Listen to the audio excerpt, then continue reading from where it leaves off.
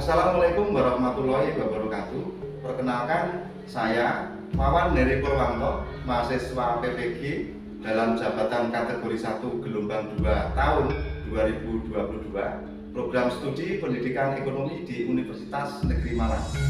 Pada hari ini, Selasa 13 Juni 2023, akan melaksanakan uji kinerja praktek pembelajaran pada materi ekonomi dengan tema kebijakan moneter yang akan dilakukan dengan menggunakan model problem based learning atau pembelajaran berbasis masalah di SMA Negeri 1 Merbuk, Kabupaten Nganjuk, Jawa Timur. Terima kasih. Assalamualaikum warahmatullahi wabarakatuh.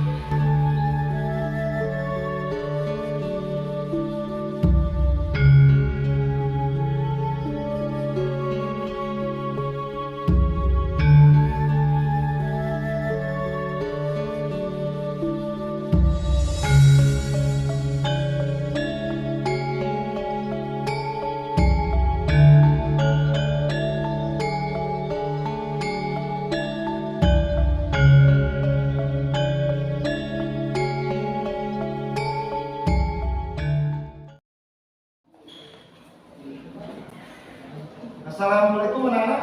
Waalaikumsalam.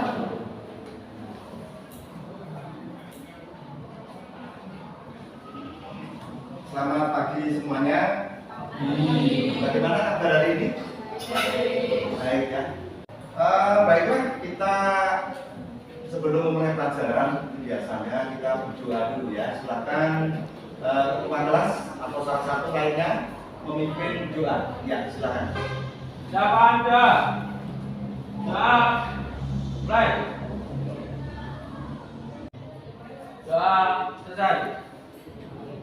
Kita menyanyikan lagu nasional dulu ya, seperti biasanya. Lagunya apa nanti?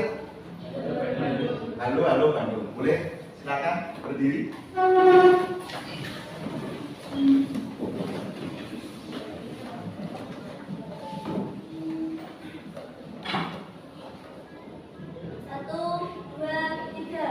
Halo, halo Bandung, ibu kota periangan. Mari bung rebut kembali. Ya, terima kasih. Silakan duduk kembali ya. Kelasnya sudah dibersihkan, sudah ya. Kemudian ini siapa hari ini yang tidak masuk? Asti Pak.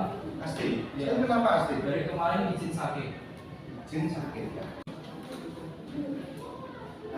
Baiklah, coba perhatikan sini ya. Kita mulai pelajarannya.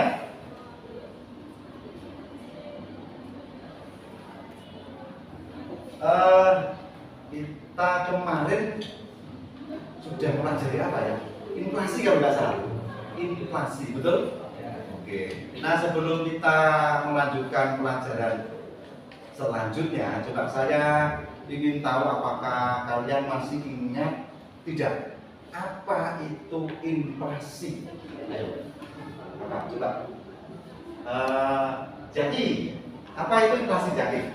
Inflasi yaitu kenaikan harga secara terus-menerus dalam waktu lama yang disebabkan oleh transaksi peredaran uang lebih banyak daripada peredaran barang. Oke, betul sekali. Yaitu kenaikan harga yang disebabkan oleh karena jumlah uang yang beredar lebih banyak daripada jumlah barang. Yang lainnya, mungkin ada pendapat lain? Sama? Sama? Dari kemarin kok sama? Nah, itu inflasi seperti itu ya. Nah, hari ini kita akan coba mencari tahu apa yang akan dilakukan oleh pemerintah ketika nanti di negara ini itu terjadi inflasi. Namun sebelum kita masuk ke pembahasan berikutnya, mungkin ada yang ingin ditanyakan terkait dengan inflasi? Ada mungkin? Siapa? Mas ini. Devaluasi. Oh ya, devaluasi. Ketemunya di mana tuh devaluasi? Di koran, di internet, atau di mana? Di internet. Devaluasi.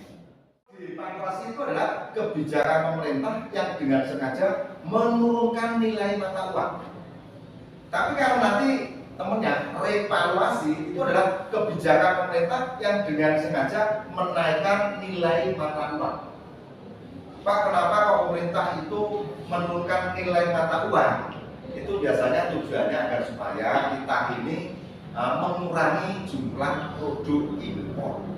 Kalau nilai mata uang rupiah turun terhadap mata uang asing misalnya, berarti kan barang-barang impor kan menjadi mahal.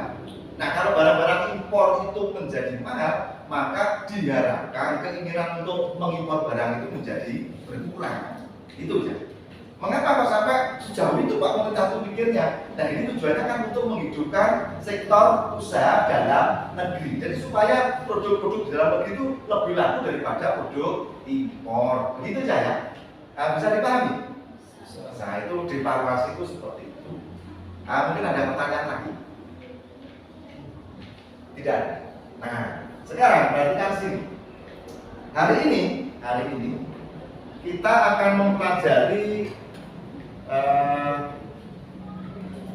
sebuah kebijakan atau peraturan begitu yang nanti akan diterapkan oleh pemerintah dalam rangka mengatasi inflasi itu sendiri. Jadi hari ini kita akan pelajaran yang akan kita pelajari yaitu kita akan menganalisis kebijakan moneter dan kebijakan fiskal.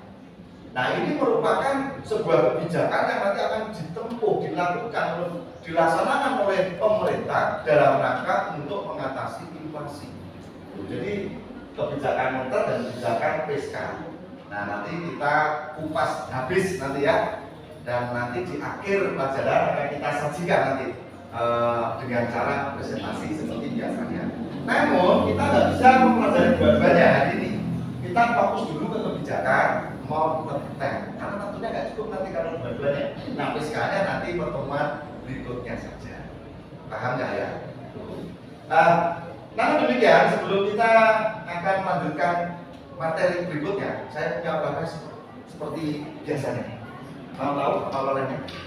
Biasa video. Nah, videonya tolong diperhatikan baik-baik, diamati. Nanti saya akan tanya tentang apa yang kamu lihat dari video tersebut, kaitannya dengan materi yang akan kita pelajari. Paham ya? Oke, kita putar.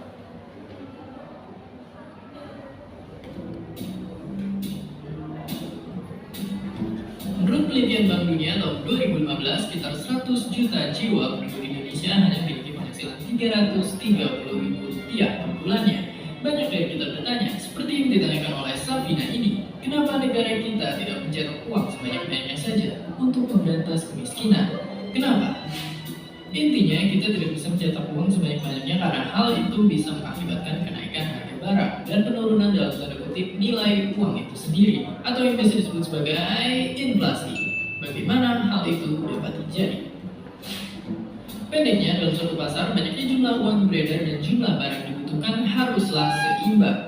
Jika pemerintah mencetak terlalu banyak uang, kita juga akan memiliki lebih banyak uang dan tentunya membuat kemampuan membeli barang semakin tinggi. Akibatnya, jumlah barang yang ingin kita beli berkurang dan harganya pun juga ikut menyesuaikan.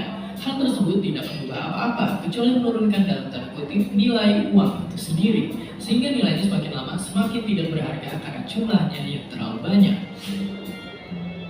Fakta uniknya, cukup banyak negara di dunia ini pernah mengalami inflasi parah akibat mencetak uang yang terlalu berlebihan. Salah satunya adalah negara Jerman setelah kalah pada Perang Dunia Pertama dan harus membayar kerugian perang. Saking tidak berharganya, uang di sana dipakai untuk mainan, menyalakan api kompor, hingga jadi penghias dinding di rumah. Dari video yang sudah kamu lihat tadi, kamu sudah melihat tentang apa tadi? Apa enggak? Jumlah peredaran uang yang terlalu berlebihan. Oke. Mungkin ada lagi? Nah, apa? Nilai uang jadi tidak berharga karena jumlahnya yang terlalu banyak. Nilai uang yang jumlahnya tidak berharga karena jumlahnya yang terlalu Banyak. banyak. Betul sekali. Nah, lalu berarti permasalahannya apa nanti di dalam video nanti? Tahu nggak? Nah, artinya permasalahan yang kamu lihat tadi di video apa? Nah ini Sultan. Jangan cetak uang terlalu banyak. Pesannya jangan mencetak uang terlalu banyak. Ya, bisa. Lainnya lagi. Nah ini. Jumlah peredaran uang harus diatur. Jumlah peredaran uang harus diatur. Betul sekali. Jadi di awal tadi kan ditunjukkan ya, banyak uang begini, banyak uang yang terjadi begini, banyak uang yang terjadi begini. Terus kemudian di pesan terakhir disampaikan intinya jumlah uang harus diatur, ya kan? Nah berarti yang bisa kita garis bawahi apa dari video itu? Kira-kira ada yang punya pendapat mungkin? Kesimpulannya adalah yang tadi, jumlah uang harus diatur. Nah itu. Nah pertanyaannya kemudian adalah bagaimana cara mengaturnya, kan begitu. Nah cara mengaturnya nanti sesuai dengan materi yang kita pelajari, yaitu kebijakan moneter. Kebijakan itu peraturan, moneter itu uang. Jadi ini merupakan cara pemerintah di dalam mengatur jumlah uang yang beredar seperti tadi. Kenapa kok uang itu harus diatur? Ya biar tidak terjadi inflasi, katanya kan begitu di video. Nah, jadi tujuan pembelajaran kita hari ini. Nah, coba simak lagi di papan tulisnya. Nah, nanti kita diskusi lagi ya. Kita diskusi lagi untuk mengupas habis tentang tujuan pembelajaran hari ini, yaitu yang pertama, bagaimana cara pemerintah mengatur jumlah uang yang beredar. Soalnya apa? Kalau ini tidak diatur, pasti akan muncul inflasi, nanti akan terjadi inflasi. Oleh karena itu di awal video tadi kan juga dijelaskan bahwa jumlah uang harus diatur. Nah, cara mengaturnya bagaimana? Nah, silakan nanti kamu diskusikan dengan kelompok kalian nanti ya. Kemudian yang kedua, terus apa tujuan pemerintah menerapkan kebijakan moneter? Ini sekaligus sebagai sebagai petunjuknya bahwa cara untuk mengatur jumlah uang beredar nanti yaitu dengan salah satunya menggunakan kebijakan moneter. Nah selanjutnya dicari sekaligus juga nanti terus tujuan pemerintah menerapkan kebijakan moneter itu apa kira-kira? Nanti silakan dicari di media sosial, pasti ketemu nanti di buku pelajaran, buku paket kamu dari perpus pasti juga akan ada, pasti dijelaskan. Sehingga nanti kita akan menjadi tahu, oh begini cara mengatur jumlah uang yang beredar terlalu banyak itu, oh begini toh cara mengatasi inflasi itu, begitu kan? Itu tujuan pembelajaran kita nanti ke arah itu. Nah, selanjutnya sebelum kalian menuju ke kelompok masing-masing, mungkin ada yang perlu ditanyakan terkait dengan tujuan pembelajaran hari ini atau materi yang kita pelajari hari ini, mungkin ada? Gak ada ya? Oke. Silakan untuk meningkat waktu kita gerak cepat, silakan kalian menuju ke kelompok masing-masing.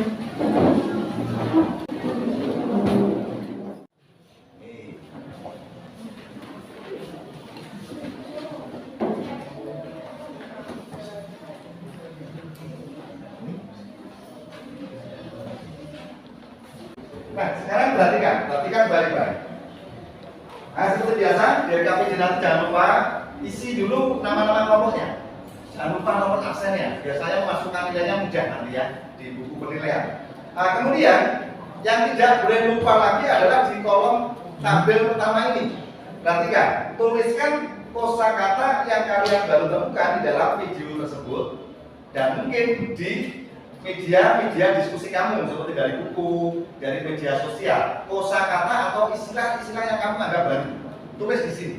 Tapi jangan ditulis istilahnya saja, penjelasan artinya apa, tolong ditulis. Ini untuk mengatasi ini rendahnya minat literasi kamu. Biar kamu itu rajin membaca, belajar jadi membaca dan menulis itu. Paham ya? Nah sebelum kalian mengerjakan masuk di dalam sesi diskusi kelompok, maksudnya mungkin ada yang perlu ditanyakan terkait dengan RKPD-nya.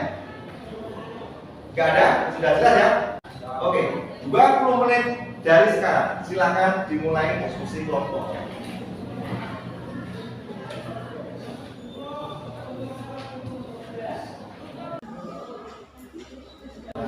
Kelompoknya adalah gimana diskusinya, semua materi ada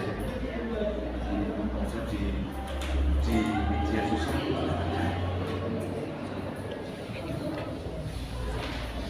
Terus di mana nih kelompoknya ada sesuatu yang mungkin perlu ditanyakan ke saya. Ada apa? Ada pikiran pasar membuka atau ini kan sebenarnya siapa yang bisa SBI ya, Surat Berharga Indonesia itu betul dari mana? Dari kami terus juga mengapa juga ya, karena memang di dalam kebijakan operasi pasar terbuka atau market policy itu kan memberikan surat berharga Bank Indonesia SBI biasanya sama dari nah, kemudian menjualnya kepada siapa? Sebenarnya menjualnya itu kepada masyarakat. Jadi masyarakat ini ya bisa masyarakat dalam negeri Indonesia sendiri atau masyarakat asing. Cuma ini jujur, cuma ya nggak rahasia juga sih. Ini memang fakta. Bank Indonesia inginnya itu juga masyarakat Indonesia nggak asing, nggak masyarakat asing. Biar ada kelompok yang mudah gitu. Waktu Indonesia mengalami krisis moneter, ada bank swasta itu dilikuidasi banyak sekali. Kenapa? Nggak mampu atau tidak mampu melaksanakan. Belum kalau butuh yang menyimpan uang nanti terus ngambilnya kemana? Nanti ada lembaga yang menjamin pinjaman dan akhirnya khawatir yang kemarin utang berarti nggak bayar utang. Oh iya nggak wajib banget ada itu. Nanti kan ada datanya itu ya. Siapa yang ngurus ini? Itu lembaga penjamin. Jadi sudah diatur. Bagaimana ini? Sudah 20 menit? Sudah selesai belum? Maksud saya diskusi kelompoknya. Sudah ya? Oh berarti sudah siap tampil? Sudah siap? Oke. Coba saya mau tanya. Siapa nanti yang tampilnya dengan menggunakan PPT seperti ini? Ini kelompoknya 4, oke. Satunya kelompoknya Meli. Satunya lagi. Ini pakai apa nih? Oh, lesan saja. Gak apa-apa. Kemarin kan juga tampilnya kan pakai lesan aja dan bagus. Gak apa-apa. Jangan kecil nanti. Hari ini masih setelah 10 tahun lagi, kamu sudah jadi manajer nanti ya. Amin. Ya. Oke. Bisa kita mulai sekarang berarti ya. Nah, aturannya begini. Nanti setelah temannya tampil, kemudian menyampaikan hasil diskusinya, kelompok yang lain tolong bila mana ada yang ingin disampaikan, menanggapi lah istilahnya begitu, silakan, boleh disampaikan. Apa aja, menambah boleh, menanya juga boleh. Dan kalau nanti ada kelompok lain bertanya, bukan berarti itu menjadi tanggungan kelompok yang sedang tampil untuk menjawab. Bisa kelompok yang lain bisa untuk membantu menjawab atau menambah jawaban, istilahnya begitu boleh. Itu ya. Oke. Silakan yang mau tampil duluan siapa coba? Boleh siapa aja. Oh Ahmad dulu. Baik Ahmad dulu silakan.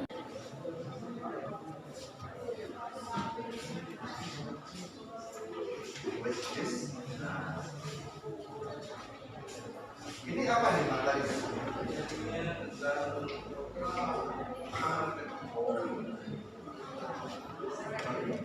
Oh, bukannya yang sama.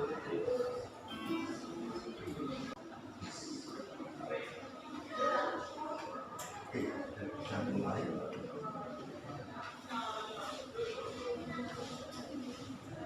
Assalamualaikum warahmatullahi wabarakatuh. Sebelum saya menyampaikan materi, perkenalkan nama saya Ahmad Bedila. Dan di sana di depan saya Anida, Ustaz sama Eka. Di sini saya akan menjelaskan open market. Apa yang dimaksud dengan SBI atau Surat Bank Indonesia? Terima kasih. Saya ingin menjawab pertanyaan dari kelas punya kelas yang sederhana. Pertanyaannya, apa yang dimaksud dengan SBI? Sertifikat Bank Indonesia atau SBI adalah surat berharga dalam mata uang rupiah yang diterbitkan oleh Bank Indonesia sebagai kelakuan kredit. Kita menuju ke materi pertama kita. Materi pertama kita ini adalah kebijakan moneter. Nah, dalam kebijakan moneter ada yang dinamakan dengan kredit.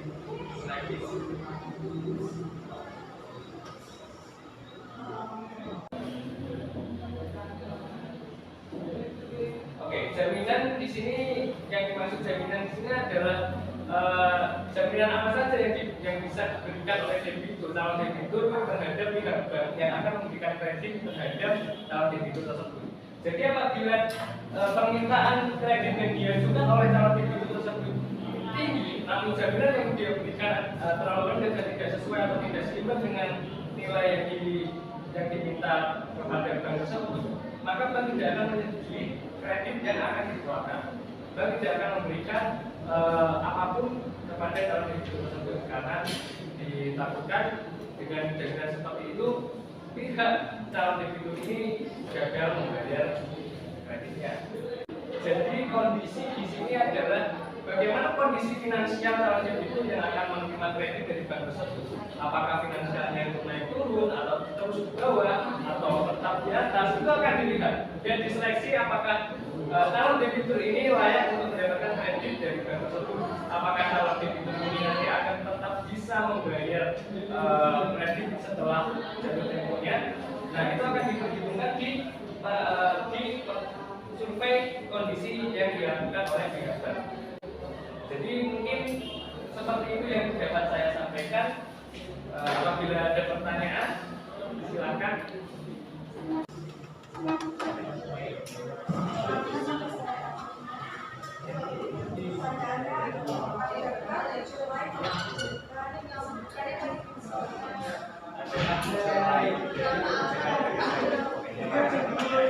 Mungkin teman saya yang ada bisa membantu saya untuk menjawab pertanyaan yang biasa. Sebelumnya perkenalkan saya yang ingin bertanya kepada yaitu pertanyaannya kebijakan legislatif juga bertujuan untuk mengurangi pinjaman dan sasaran berikutnya meningkatkan investasi sehingga dapat membantu pengendalian jumlah uang yang beredar di masyarakat. Ada lagi mungkin yang ingin bertanya?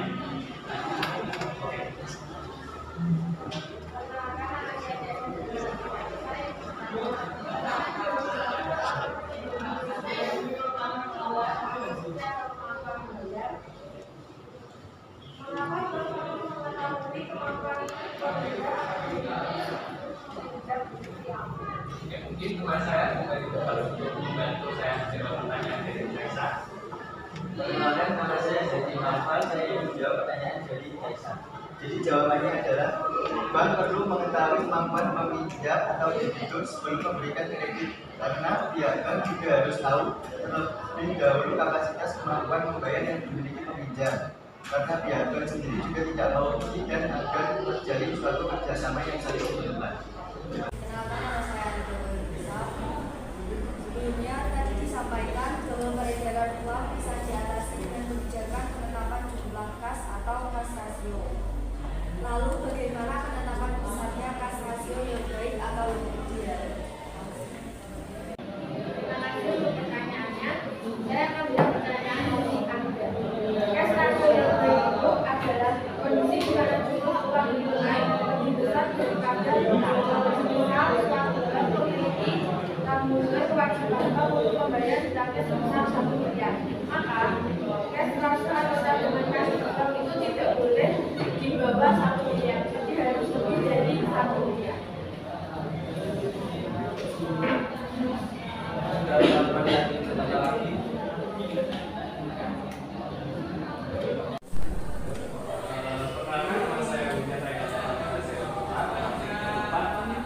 Di awal-awal tadi kan kita sudah membahas tentang kebijakan moneter. Kebijakan moneter itu adalah satu kebijakan yang dapat digunakan sebagai kiat untuk mengatasi inflasi yang terjadi di suatu negara. Nah, pertanyaan saya adalah, apakah kebijakan moneter ini adalah satu-satunya kebijakan yang bisa digunakan untuk mengatasi masalah ini? Apakah tidak ada kebijakan lain yang dapat digunakan untuk mengatasi inflasi di sebuah negara ini? Terima kasih. Terima kasih untuk pertanyaan dan untuk pertanyaannya akan dijawab oleh teman saya Nofita.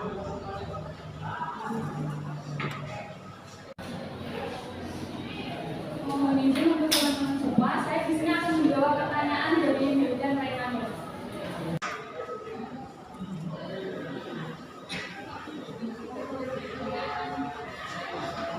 Ini memang kita lagi piket ya ini. Ini jalan ya misalnya.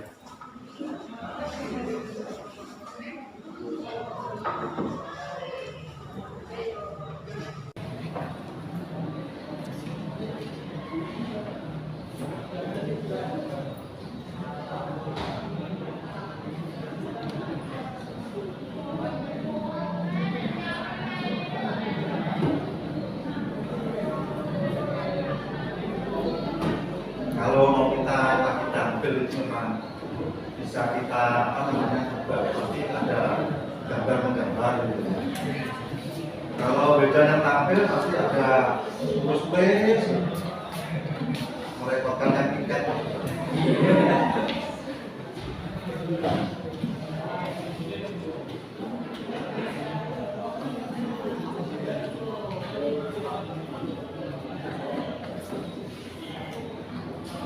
Baik, saya akan menjawab pertanyaan dari Wildan. Pertanyaannya adalah apakah kebijakan moneter merupakan satu-satunya kebijakan untuk mengatasi inflasi?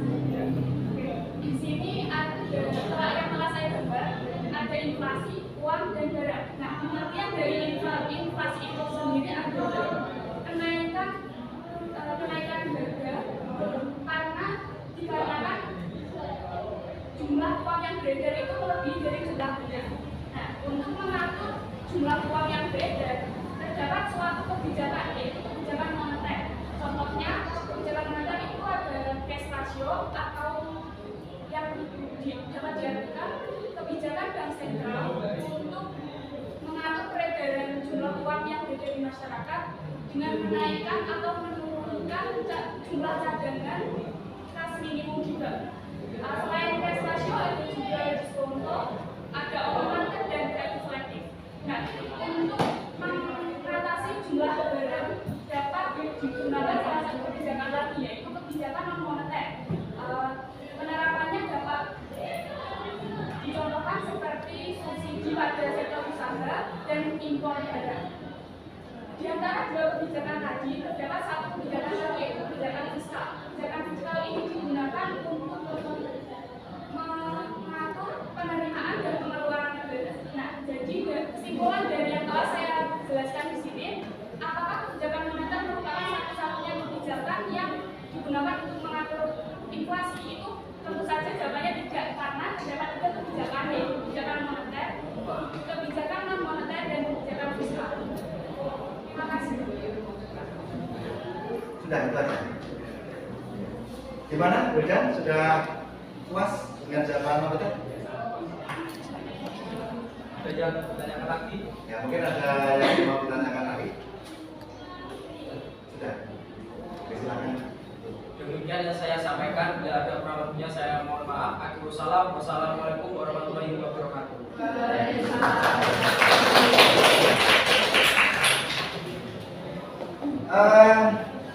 Sudah habis ya? Ada yang mau tampil lagi mungkin?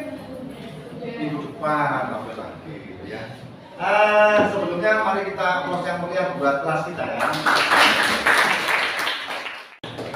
Coba perhatikan sini, saya mau mengulas hasil diskusi tadi. Jadi ternyata di dalam kebijakan moneter itu terdapat 4 instrumen, ya kan? Yang pertama adalah open market, kemudian politik diskonto, persediaan kas, dan kredit selektif. Nah, tadi Wildan sudah menjelaskan tentang kredit selektif, bahwa di dalam kredit selektif nanti harus mempertimbangkan 5C, kapasitas, karakter, terang, harus banyak sekali. Nah, mengapa harus ada aturan selektif seperti ini? Nah, ini memang untuk menekan agar supaya bank ini di dalam memberikan uang kredit, misalnya begitu, memberikan pinjaman kepada masyarakat itu tidak terjadi gampang. Soalnya kalau bank itu nanti mudah sekali atau gampang sekali memberikan kredit kepada masyarakat, dikhawatirkan justru, nah kaitannya dengan gambarnya ini, gambarnya Novita tadi barusan gitu, uangnya akan semakin bertambah. Nah kalau ini semakin bertambah, pasti nanti akan muncul inflasi. Sekarang bayangkan misalkan sudah inflasi, terus inflasi lagi. Nah kemudian yang terakhir tadi ada pertanyaan yang menarik, apakah hanya kebijakan moneter yang hanya bisa mengatasi inflasi? Tadi sudah dijawab oleh Novita, tidak. Jadi selain kebijakan moneter masih ada dua kebijakan lagi, yaitu kebijakan non moneter dan kebijakan fiskal. Jadi ada tiga yang perlu kita perhatikan di dalam mengatasi inflasi. Nah, tiga itu bermula dari sumber permasalahan. Coba, inflasi itu kan sebetulnya disebabkan oleh karena uang yang lebih besar daripada barang. Intinya kan begitu. Nah, kalau ini seimbang tidak terjadi inflasi. Tapi kalau terjadi ketidakseimbangan, kalau banyak uangnya inflasi, kalau banyak barangnya diinflasi, kan begitu. Nah, materi hari ini itu kan untuk mengatasi inflasi. Berarti contohnya kan pengaturan uang. Tapi apakah hanya uang yang diatur, Pak? Tidak. Nanti pemerintah bisa dengan cara mengatur barang. Barangnya kan sedikit dibanding uang. Nah kalau misalkan pemerintah tidak mengatur uang, berarti kan bisa mengatur barang. Artinya barangnya yang diperbanyak, iya kan? Tuh, agar supaya jumlahnya seimbang dengan uang, katakanlah begitu. Nah, nama kebijakannya yang beda. Nah kalau mengatur uang namanya kebijakan moneter. Ini kan berangkat dari istilah moneter. Moneter itu kan money, kan pada dasarnya uang kan begitu. Nah kalau ini kebijakan non moneter. Non itu kan bukan, moneter kan uang, itu kan bukan uang. Nah ini adalah kebijakan untuk mengatur yang bukan uang. Nah apa? Ya barangnya itu yang diatur, diperbanyak. Nah tadi secara sudah disampaikan, dan bagaimana cara untuk mengatur barang ini, misalkan untuk memperbanyak. Nah, biasanya pemerintah nanti bisa dengan cara mengimpor dari luar negeri ya. Atau bisa memberikan subsidi ke perusahaan. Nah, namanya kalau subsidi itu kan menambah modal. Kalau modalnya semakin besar, maka volume produk itu kan semakin banyak, kan begitu kan? Nah nanti jumlahnya sama dengan jumlah uang yang banyak. Tapi masih ada satu lagi kebijakan, yang mana kebijakan yang satu ini hebatnya adalah bisa mempengaruhi uang dan bisa mempengaruhi barang. Namanya adalah kebijakan fiskal. Nah ini bentuknya apa? Pajak dan subsidi. Kalau pemerintah ingin mengurangi uang yang beredar di masyarakat, tarif pajak dinaikkan. Jadi uang itu akhirnya akan masuk ke negara, ya kan? Soalnya tarif pajak dinaikkan. Nah tapi kalau misalkan pemerintah ingin menambah barang, ya subsidi diperbesar. Perusahaan-perusahaan dikasih subsidi begitu, sehingga volume produknya bisa meningkat.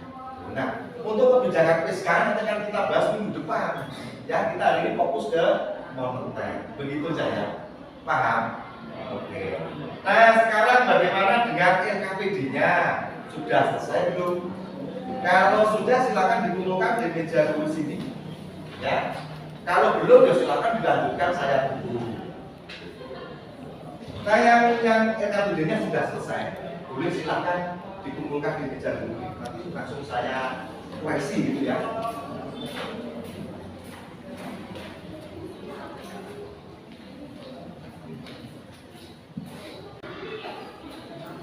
Nah sekarang coba perhatikan sini, ini kayaknya perlu disiapkan ini.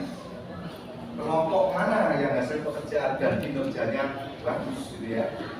Nah coba ini dari kelompoknya Ahmad Ubaidillah. Ini kemarin kalau nggak salah juaranya ini kelompoknya Ahmad. Nah hari ini lumayan bagus, tulisannya juga rapi, cukup, nilainya B. Kandidat juara, taruh sini. Nah ini yang kelompoknya Dharma Kusuma. Wah bagus. Ini malah melewati badannya terlalu banyak. Atas bawah melewat semua. Kita lihat belakangnya seperti apa. Bagus juga. Nah dengan demikian antara dua ini berarti yang mana nih? Punyanya Dharma Kusuma. Ini juaranya kelompoknya Dharma Kusuma. Nah, nanti penghargaannya ngambil di kantin. Sekarang balikan sini anak-anak. Mungkin masih ada yang ingin ditanyakan menurut saya terkait dengan materi. Ada? Oh iya, siapa namanya? Oh, lupa lagi saya. Saya bisa. Desta, ya Desta ada apa Desta? Mau tanya apa? Kemarin saya melihat di koran ada tentang kebijakan moneter ekspansif dan kontraktif. Mohon dijelaskan sama seperti kebijakan Ekspansif dan kontraktif. Hari ini yang tingkat dari saya. Kalau ekspansif itu berarti memakan uang. Berarti ini menambah jumlah uang. Kalau ekspansif berarti menambah jumlah uang yang beredar itu. Kalau kontraktif sebaliknya, yaitu mengurangi jumlah uang. Nah, oleh para ahli ekonomi, yang ekspansif itu menambah jumlah uang itu disebut juga dengan kebijakan longgar. Nah, kalau yang ini tetap begitu. Jadi begitu Desta. Apa yang dimaksud dengan ekspansif dan kontraktif? Kalau ekspansif berarti pemerintah akan menambah jumlah uang yang beredar. Kalau kontraktif itu mengurangi jumlah uang yang beredar. Nah, bagaimana cara untuk melaksanakan ini atau melakukan ini nanti pemerintah? Ya tetap aja kembali ke instrumen kebijakan moneter. Seperti tadi menurunkan atau menaikkan suku bunga di bank, menaikkan atau menurunkan cadangan kas, menjual atau membeli surat berharga Bank Indonesia. Kredit selektifnya betul-betul diselektif atau dilonggarkan gitu. Paham ya? Jadi itu. Mungkin ada pertanyaan lagi? Enggak ada.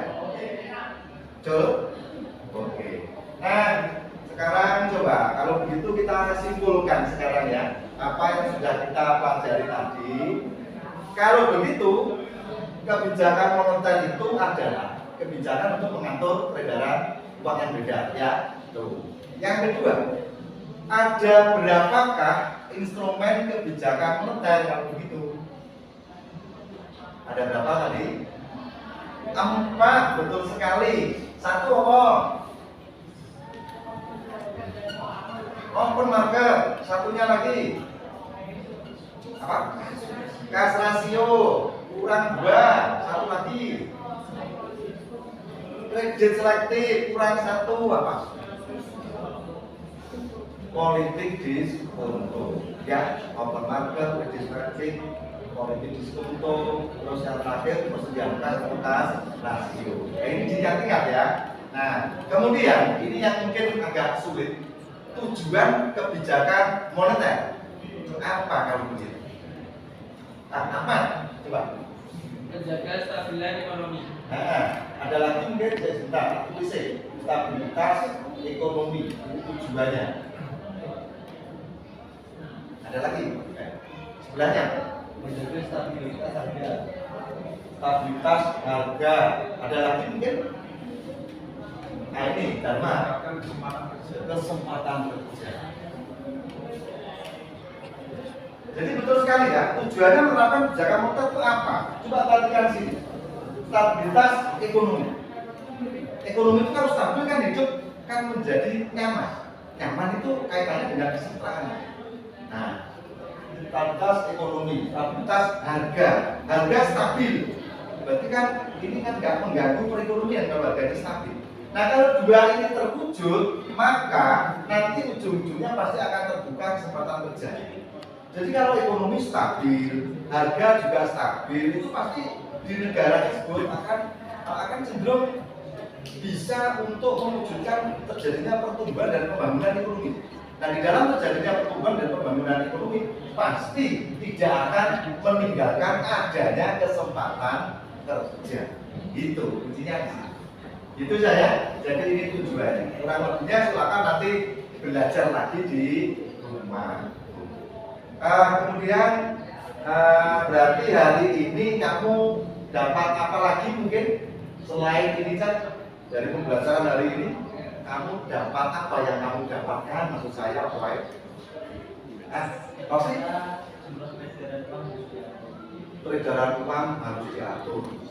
Ini sama artinya uang itu harus diatur gitu saya. Jadi diingat-ingat, khususnya yang ini cewek-cewek ini calon ibu-ibu, pemerintah aja uang diatur. Kamu nanti kalau sudah rumah tangga, uang juga harus diatur.